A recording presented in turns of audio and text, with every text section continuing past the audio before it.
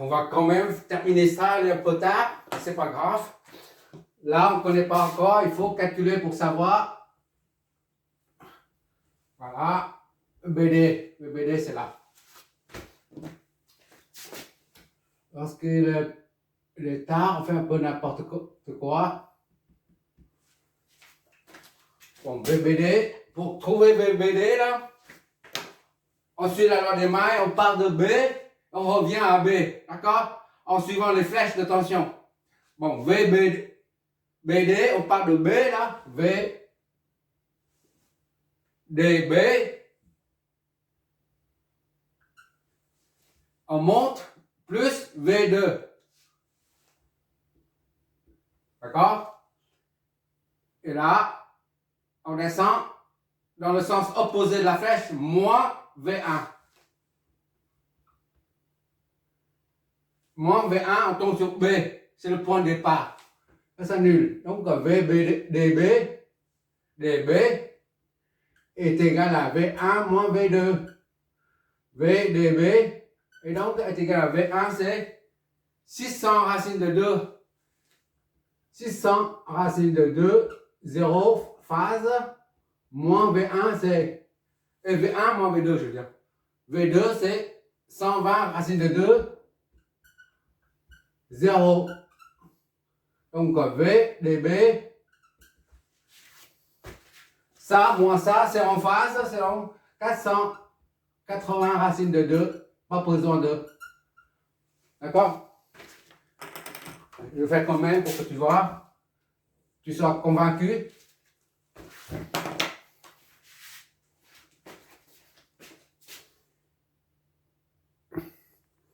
Voilà. D'accord? Ça nous donne ça. Donc, il n'y a pas de phase. En module de phase, ça doit être toujours la même chose. Il n'y a pas de phase. D'accord?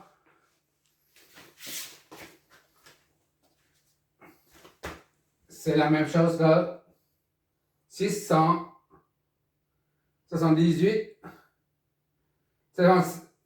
On a dit 8, 0. C'est la même chose que 680 là, parce qu'on a dit environ, d'accord? Donc c'est 660. On considère comme 660, d'accord? 680, je veux dire. Voilà. 680, c'est 400. Voilà, racine de 2. 0. V1, V2 et V sorti là sont en phase. D'accord? Maintenant, on va déterminer la puissance. S1 est égal à V1F. Là, S1 ici, là. Puissance apparent 2 est égal à S. V1F fois I. AB. F. F, d'accord? IABF efficace est égal à S1 sur V1 efficace est égal à S2 V2 efficace fois V2 efficace fois ICD. D'accord? ICD efficace. Efficace soit ICD efficace est égal à S2 sur V2 efficace. D'accord?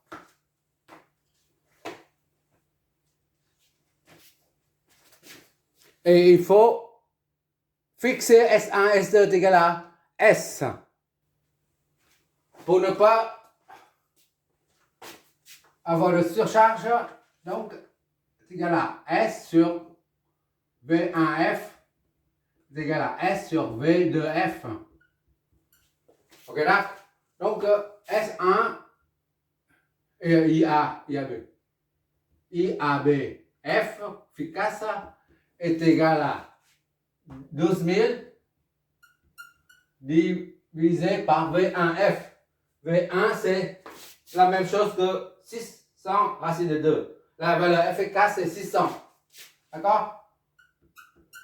Et I, C, D, F, 12 000 divisé par V2F. V2, c'est 120 racine de 2. En amplitude, donc on prend la valeur efficace, c'est 120. Ça, 2, ça fait 20. Et ça, 1, 100. IAB efficace est égal à 20 ampères efficace. ICD efficace est égal à 100 ampères efficace. Ah, j'ai la dalle. Je fais ça maintenant, j'ai la dalle là. Ah. Je ne peux pas imaginer le temps qu'on passe dessus là. Bon, on peut maintenant connaître la puissance admissible à la sortie là. Si on raccorde une charge ici là, R, d'accord? La puissance admissible c'est U est égal à RI tout simplement, d'accord?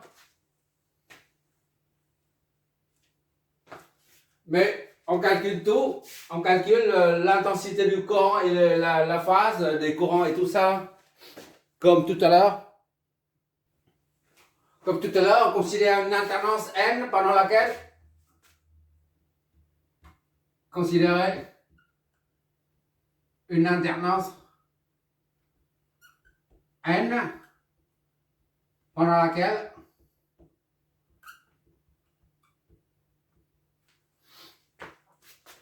les courants I0 sur I, AB et ICD circulent comme indiqué ici. D'accord?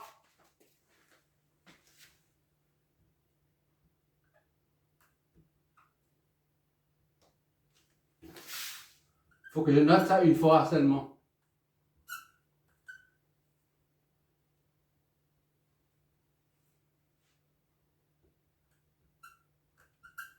L'essence de courant sont ce indiqué schéma. D'accord? Pas de déphasage. Déphasage, c'est-à-dire I0 est égal à I0, 0. IC, IAB est égal à IAB, 0. Et ICD, dans ce sens-là, ICD est égal à ICD, pas de déphasage. D'accord? Donc, IAB est égal à ça, le volume c'est ça, fois 20 fois racine de 2, 0. D'accord? Et on ne peut pas dire I, puisque IAB comme ça, ICD sera 100. Racine de 2, 0. Non, ça ne marche pas comme ça, parce qu'il faut tenir compte du rapport. Le rapport en N est égal à I1 sur I2 est égal à moins N ici là. IAB, I1 c'est IAB là. Sur I2 c'est ICD. ICD est égal à moins N. D'accord? Pourquoi c'est moins? Comme on a dit, quand les deux courants entrent tous deux dans le point de marquage, on aura I1 sur I2 est égal à moins N. Ou alors, I1 ou I2, I1 et I2, tous les deux sortent en même temps du point de marquage, on a aussi moins N. D'accord? Donc, il suffit d'avoir IAB à 0 et on en déduit ICD. Moins N, IAB. Et ici, V2 c'est ça, V1 c'est ça. Le rapport c'est V2 sur V1, d'accord? C'est 120, soit tu prends la valeur efficace seulement 120 divisé par 600, soit tu prends l'amplitude divisé ça revient au même, d'accord? C'est moins 120 moins 120 sur V2, je vais mettre correctement V2 sur V1 fois IAB, voilà. Donc ICD et donc est égal à moins 120 sur 600. V2 c'est là, V1 c'est là, c'est 600. D'accord? V1 c'est la même chose que la tension au bord de la source. Tout ça fois IAB. IAB c'est, on a dit, là, IAB. 20 racine de 2, 0. Donc ICD, fait une erreur ici, là. Ça c'est plus là. Ça, ICD est égal à ça sur N. Sur N. ICD, IAB sur N. Moins N. Voilà. D'accord?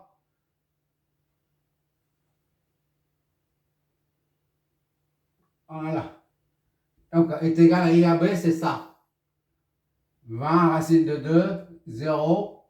D'accord? Sur moins N. N, c'est combien? N, on a dit, c'est V2 sur V1. V2 sur 1. IAB sur moins V2 sur V1. D'accord? Donc, ICD,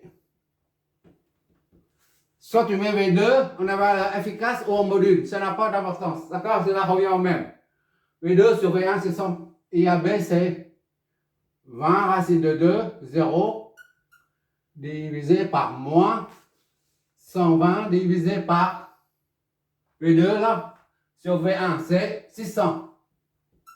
Qu'est-ce que ça nous donne? ICD et donc est égal à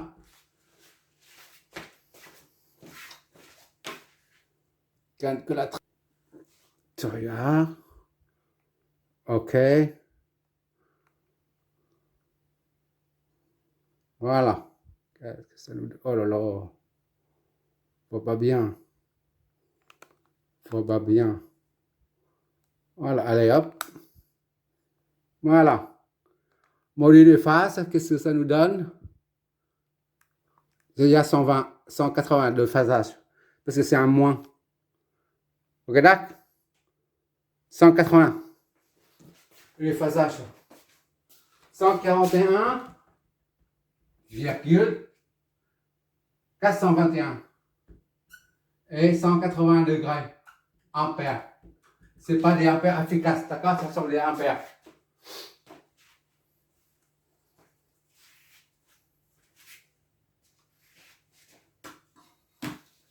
Et maintenant, il faut prendre I0. On a AB et CD, d'accord? IAB est là. AB. Pendant l'intervalle N. Ça, ICD. Pendant l'intervalle N. D'accord? N.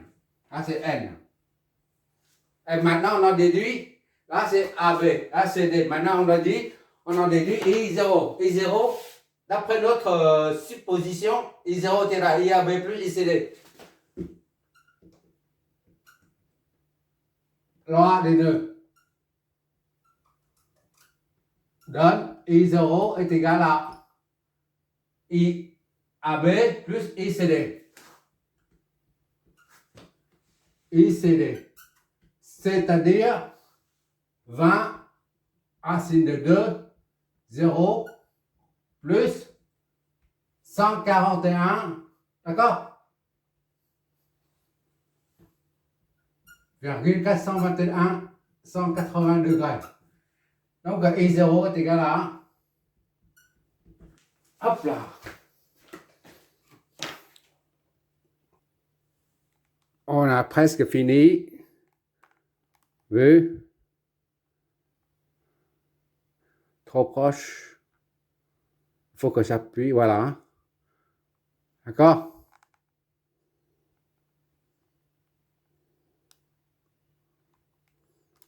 Ça nous donne ça. Module et phase, il y a une phase là. Parce que c'est moins. Bon, 113, 137 et 180 degrés. 113, 137 et 180 degrés. Un peu, d'accord? Après ce deuxième exercice concernant autotransformateur, il n'y a plus de secret. Et tu arrives tout seul à te débrouiller en triphasé. Tu vois, c'est très simple. Du moment que tu as bien maîtrisé le principe de les démarches et le principe de raisonnement. C'est ça qui compte. D'accord? C'est juste le principe, les étape par étape. Tu en déduis, c'est toujours par la logique, par la déduction. Courant qui entre, positif, et après la flèche qui suit doit être orientée vers le haut, ainsi de suite. Et pour trouver la polarité de ça, la phase, tu fais la somme d'une maille et ça te donne l'amplitude et la phase. Tu vois, c'est assez simple, mais au début, on ne sait pas comment s'y prendre. C'était mon cas avant. D'accord? Bon, on a I0 là. Maintenant, on va faire comme d'habitude, là, comme l'exemple précédent, le numéro 4, là, on va redessiner ça et on met les courants dessus. D'accord? Voilà, j'ai remis ce schéma-là ici. Maintenant, il suffit de mettre les courants dessus. Ça, c'est pour l'alternance 1N, et là, c'est pour l'alternance N plus 1. D'accord? Pour l'alternance N, on a AB qui n'est pas déphasé. Donc, le son reste tel quel. AB descend en bas. AB descend comme ça, là. Entre par le point. Donc, ici, c'est positif. D'accord? Entre par le point. On ne met pas, hein, c'est bon. On met juste le IAB. IAB, c'est 0 là. Il n'y a pas de déphasage, donc ça correspond bien à ça. Ça correspond bien à ça. IAB est égal à 20 racine de 2, 0. D'accord? Bon, maintenant IO. IO, c'est ça. I0. Il y a un déphasage là, 180. Il faut retourner le 16, la flèche. I0. On a supposé comme ça, mais d'après notre calcul, on trouve 180 degrés. Donc, il faut inverser. C'est opposé. D'accord? C'est I0 est égal à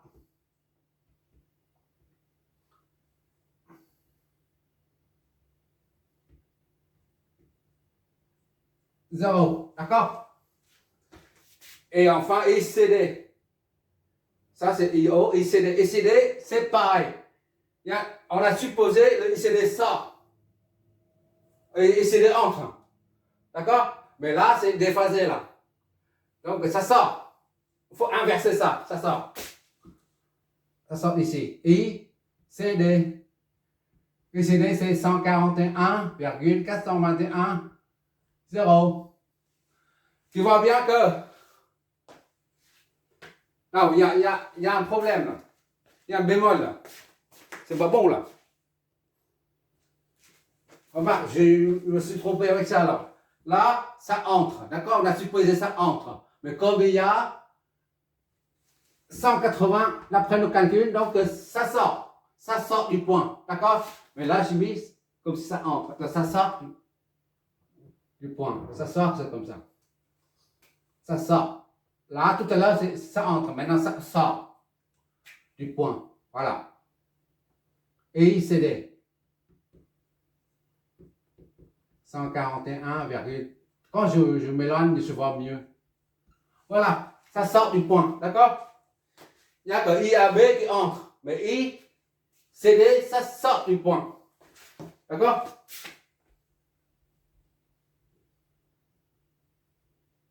Donc ici, là, on voit bien que ça, c'est égal à I à B, et à B, à B, à B, B, c'est 100, ça c'est 20 racines de 2. 20 racines de 2, c'est combien ça?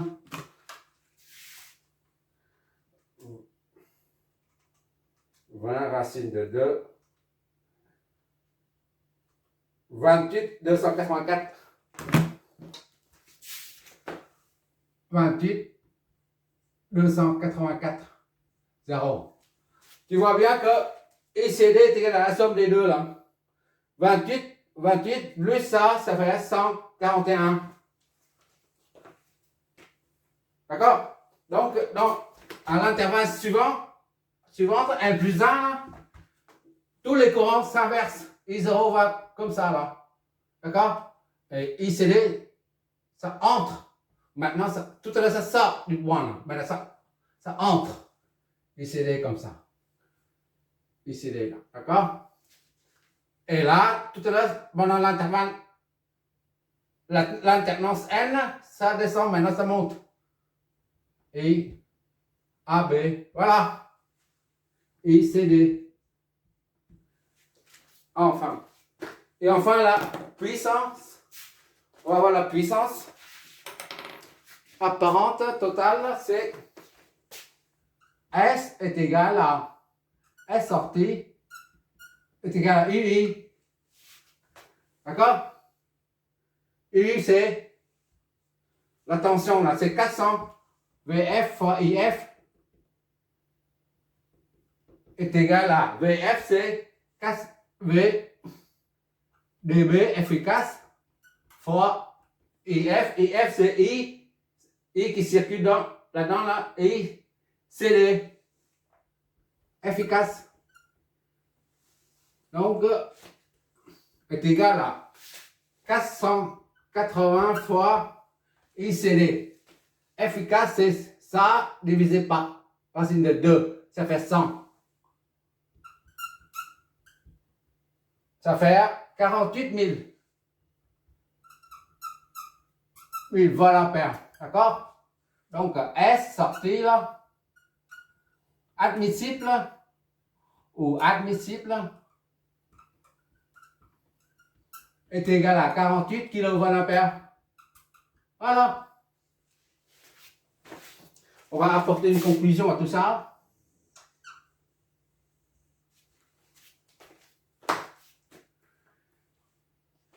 On regarde ici la 48. L'attention déjà. 600. On prend 600.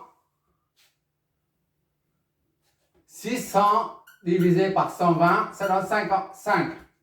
Ok, là, tout à l'heure, on a utilisé 600, tout à l'heure, c'était 120 volts. D'accord? Et maintenant, c'est 600 volts en valeur efficace. 600 divisé par 120, ça fait 5. D'accord?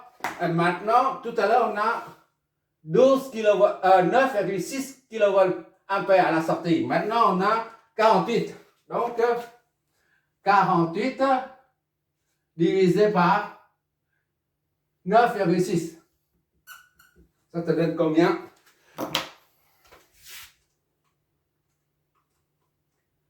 « 48 divisé par 9,6.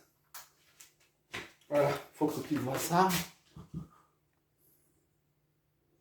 Ça te donne 5 aussi. D'accord? Ça te donne 5 également. Qu'est-ce que ça signifie? Tu obtiens 480 volts à la sortie, que ce soit avec 600 volts, que ce soit avec cette source-là qui est 600 volts ou cette source qui est 120 volts, tu obtiens toujours 480 volts à la sortie. D'accord? En valeur efficace.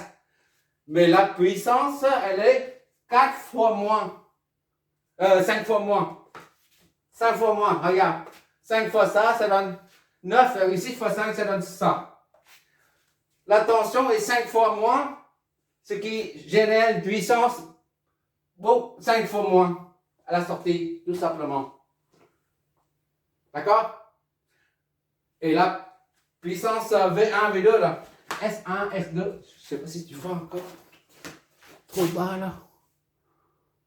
Ok, les deux dernières lignes. S1 est égal à V1F fois I, V1F fois I ABF. AB efficace. Et S2 est égal à V2F fois ICDF. Efficace. V1F, c'est 600, d'accord? Fois IABF, efficace. IAB, c'est ça. 20 fois ça, d'accord? Et on a dit, IAB, c'est 28. C'est-à-dire 20, efficace. D'accord? Et V2F, c'est 120. D'accord? V2F, c'est 120. Fois ICD. ICD efficace. ICD efficace, c'est ça. Divisé par racine de 2, ça fait 100. Qu'est-ce que ça donne? 6 fois 2, ça fait 12 000 volts ampères. Ici, c'est idem. D'accord? 120 fois 100. Ça fait 1000. 12 000 volts ampères. Qu'est-ce que ça veut dire? Ça veut dire que tout à l'heure, on a trouvé 12 kVA. Avec une sortie de la puissance disponible de 9,6 kVA. Oui. Maintenant, on trouve une puissance de 48 kVA et S1 et S2 est toujours égal à 12 kVA. Dans un cas ou dans l'autre, dans ce cas-là ou dans ce cas-là, les deux enroulements ne sont pas surchargés, d'accord? De transfert. Les deux enroulements, les deux bobines ne sont pas surchargées. Que l'on branche ce côté au secteur ou ce côté au secteur, la puissance caractéristique du transformateur n'est pas dépassée. Le transformateur n'est pas surchauffé. D'accord? Voilà la conclusion. Et c'est quoi la charge pour avoir, tout à l'heure, pour avoir 9,6 kVA, on met une charge de 24. La charge de 24 ohms absorbera 9,6 kVA. Maintenant, pour absorber cette puissance apport, il faut qu'elle charge tout simplement S est égal à VI. I est égal à RI, comme tout à l'heure on a calculé là. On va calculer tout de suite. Et c'est terminé après. Je ne sais pas si tu vois. C'est la dernière des dernières lignes.